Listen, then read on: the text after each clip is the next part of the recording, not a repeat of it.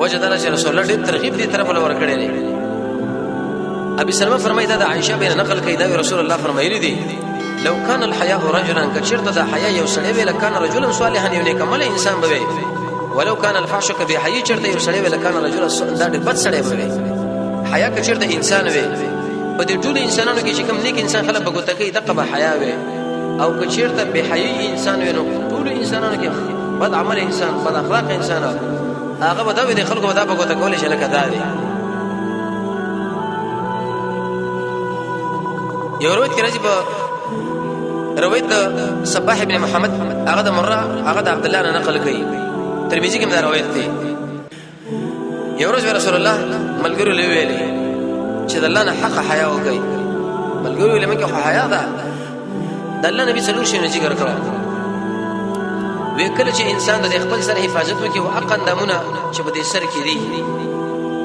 سترګې دي وګونه پوزه ژبه دا یو سړی غلط استعمال نه کی دا حیاناک دی او چیرته غلط استعمال کړ محمد رسول الله فرمایي چې انسان په ورځ قیامت الله د شرمېدل انسانانو سب کې راوچي راځي وګورو پر دې زنانه کې چیرته موږ وګورو موږ څنګه نظر کوو غاڼه بچانه موږ وګورو کني اورو په دې شپه باندې موږ چیرته غلط خبرې کوو کني کوو.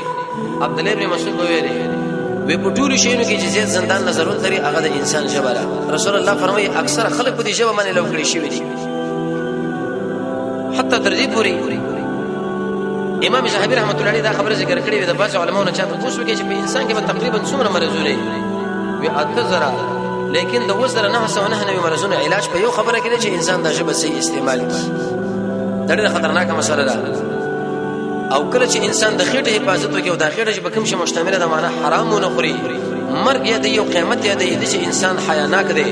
او کدا چې بدونه چیرته په انسان کې موجود نه نو یاد ساتي چې انسان رسول الله فرمایي دا پر شرمېدل دي په ورځ قیامت بل د شرمېدل سخت روچي راځي د قران او سنت وزن پیدا والي چې موږ به حیا یو کبني. ابو الخير فرمایي در سعید ابن یزید نو ریدل دی یو سړی واغ ویل یا رسول الله یو سړی ما ته وصیت وکړ رسول الله ورته ویل عزت تعالی وصیت کوم ته بد الله نه د حیا کوي لکه ستاسو د قوم کې چې عزتمن سړی دی او نیکمل سړی دی داغه نه څنګه حیات ته کوي دغه شان حیا الله نه کوا بیا په دې قوم کې عزتمن انسان هر انسان له هغه غفلار دی زموږ اوسه خپلار به وجه کې ناشتي سم خیر له موږ کنځلو کو یو پردیس نه له وګورو نه یا به غلط خبرې وګورو نه رسول الله فرمایي لکه څنګه چې دی عزتمن سړی نه ستاسو د قوم کې ته حیا کوي دغه شان حیا الله نه وکړ دا ام لا زیاته ځکه څنګه الله ډېر لایق دی. یو ورځ ابو بکر رضی الله عنه خطبه ورکوله او د شی ویل چې یا معاشر المسلمین اې مسلمانانو ټول غیا د الله نه حق حیا وکي وی فوالذي نفسي بيده زما د قسم په حق ذات باندې چې زما د نفس هغه بده لاس کې دی لاس موږ الله صفت دې کوم چې هغه د شان مناسب دي کې دا تعویل نه مایل نه کو چې قدرت دی او فلان دی او فلان. امام ابو حنیفه رحمۃ اللہ علیہ فرمایي وکم سړی چې د یت نه معنا د قدرت اخلي د سړی ګره د معتزله په طرف باندې کوکش. ابو بکر صاحب خطبه ورکوله وی د الله نه حیا کوي اسما د قسم په حق ذات چې اسما د نفس هغه بلاس کړي وی زه همیشه چې کله خپل بول او براس په طرف زما وی دا جامه په دې ځمانه د شرعت او د خپل رب العالمین نو مال حیا راشي بالکل ځم به شرعت او کوم کې د انسان ضرورت دی. عمر بن الخطاب فرمایي د مالک بن دینار دا خبره نقل من قل حیاؤه د کوم انسان چې حیا کم وي دا تقوا به کم وي دا چې تقوا چې کم وي دا غزړه مړ شو او دا چې غړي چې مړ شو موږ الله به دا سره جهنم له بوزي منه به حیا انسان به جهنم کې پروت دا عمر صاحب خبره مقصد دی. او عمر رضی الله عنه فرمایي وی کوم انسان چې هغه حیا کوي دا به خلکو نه پټ کړي شو چې کله یو سړی پټ کړي شو ته کې به تقوا راشي چې کله بچا کې تقوا رااله وې دا چې انسان د جهنم د اور نه بچ کړي شي. معنا دا شولا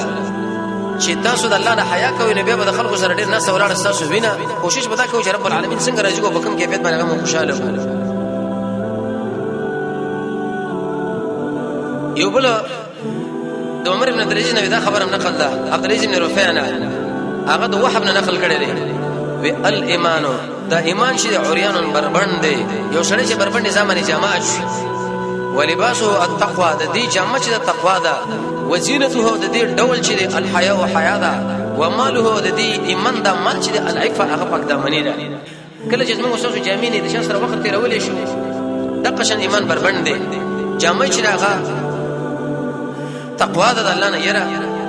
به انسان چې کله جامع واغوندي نو زه به جنت برابر هغه به حیا ده